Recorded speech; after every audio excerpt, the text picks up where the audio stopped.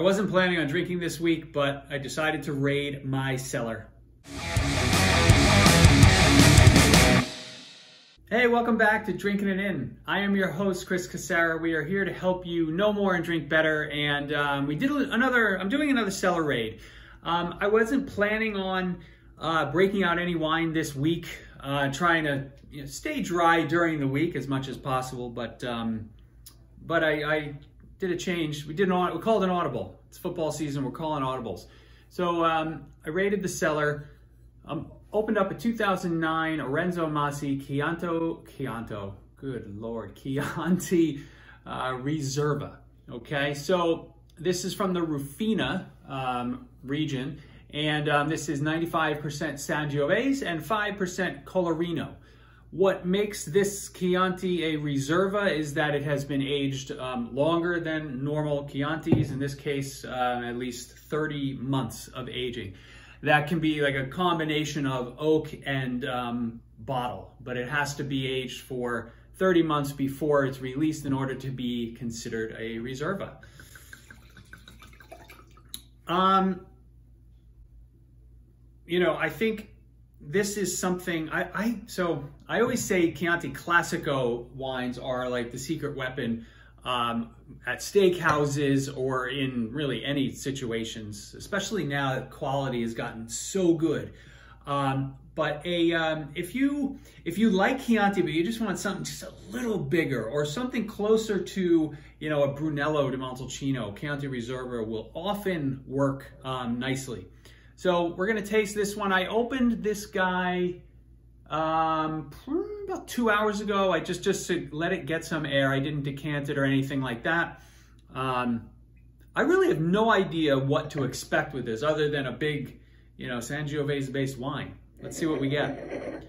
The color is a little, there's definitely some browning around the edges, so that's neat. It indicates that, we are dealing with something that's 14 years old, if my advanced math is correct.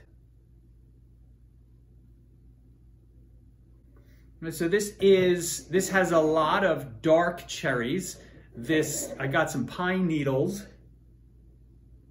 herbs. So there's, an earth. It's earthy.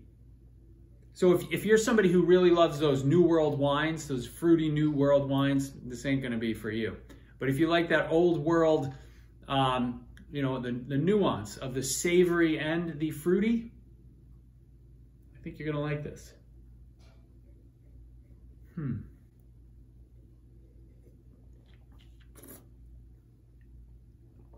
This is big. It really attacks you, not in a heavy way, but it is a little aggressive initially. The alcohol does subside pretty quickly, so it's really well balanced. On the palate, less cherried and more plumbed and pruned. More plumbed, not so much pruned.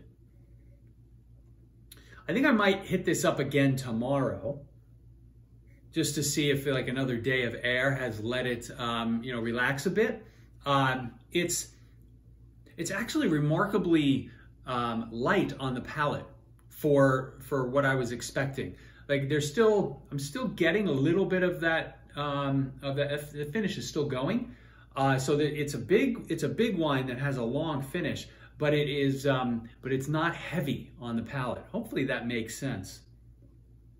I'm definitely gonna come back and we'll do a day 2 tasting of this.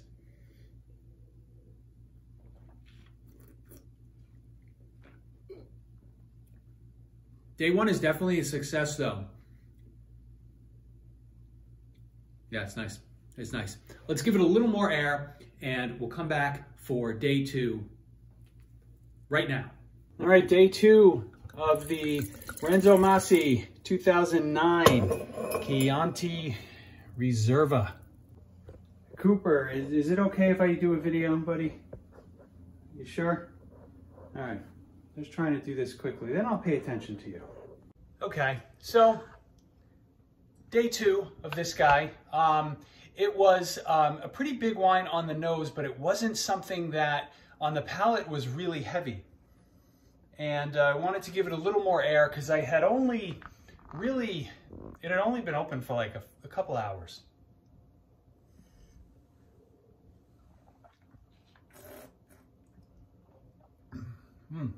So the nose was very similar. It's still very dark cherried, some earth, savory herbs note. But the palate, it has softened up a bit. It's really delicious.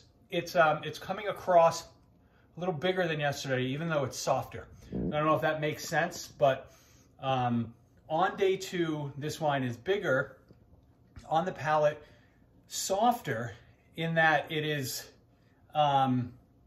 really pleasant, really would be easy to drink for anybody, and the finish still going. I'm getting a chocolate note actually today, and the fruit has gone more back towards the red side. So it's still dark cherries, but it got away from the plums that were present yesterday.